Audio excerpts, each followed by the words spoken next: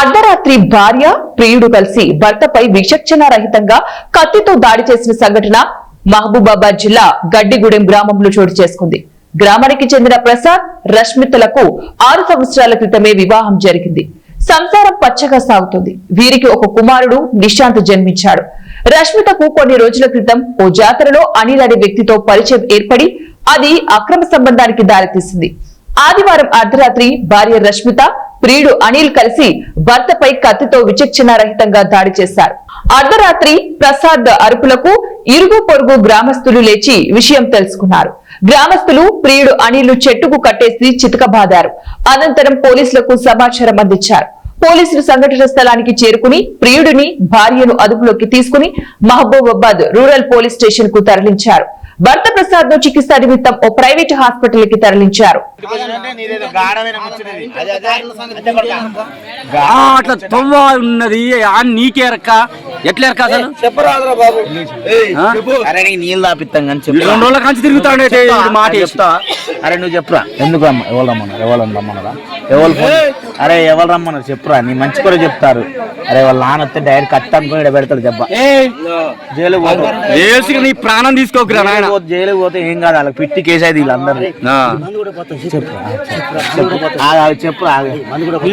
చెప్పు అరే ఎందుకు వచ్చిన ఎవరైనా రమ్మన్నారా, ఎవరైనా రమ్మన్నారా, అరే చెప్పురా మంచిగా లాపిస్తా కానీ నువ్వు చెప్పురా ఏమని చెప్పు, చెప్పువే మంచిగా ఫోన్ చేసి అరే కట్టలు తినకు సుల్లిగా చెప్పినప్పుడు ఫోన్ చేసి ఫోన్ చేసి వాళ్ళని చంపన్నారా లేదా నీకు ఉందా చెప్పురా సుల్లిగా చెప్పువే చెప్పు. మర్యాద అడిగినప్పుడు చెప్పాడు లంజోడుకు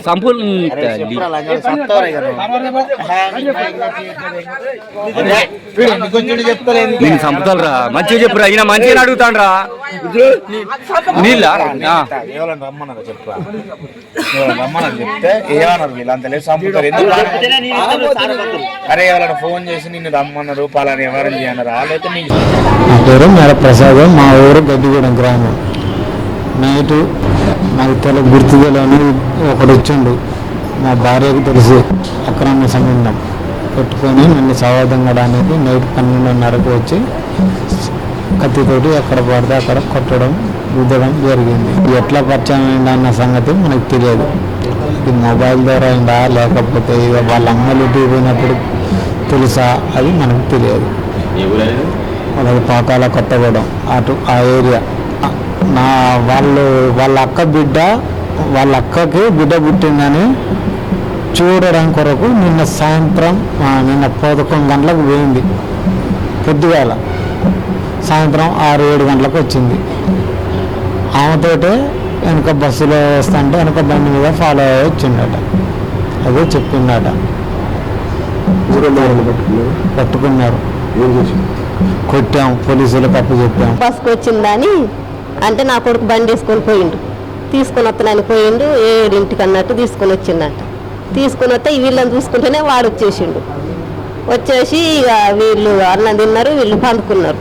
పండుకునే సయాన మరి ఇక ఆమెకు ఫోన్ చేసిండో ఇక వాడేసేసిండో ఈవో చేసిండో నైటు ఇక 12 గంటలకు వచ్చి ఇక 12 మీద పడ్డాడు.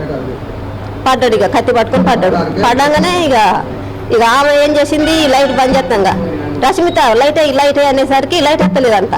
వేయకుండా వాడు మీద పడి ఇట్లా మెరకాయ పట్టిందంట, గల్ల పట్టిండు. ఆమె ఈయన మీదనే కలబడుతుందంట. అబ్బాయి ఇద్దరు నా మీద కలబడతారు అని లేచి ఇక అటోని ఇటోని కానీ లొల్లి పెట్టిండు. లొల్లి పెట్టేసరికి ఇక ఇంటి పక్కలు లేచి ఏందని అందరు కమ్ముకున్నారు. అన్ని పట్టుకునేసరికి ఇక వన్ కట్టేసి ఏమంటాన్ని ఇక వన్ దాన్ని వద్దంటే ఈయన కంతలకి అసలు కత్తితోటి పోరాటం చేసిండుగా.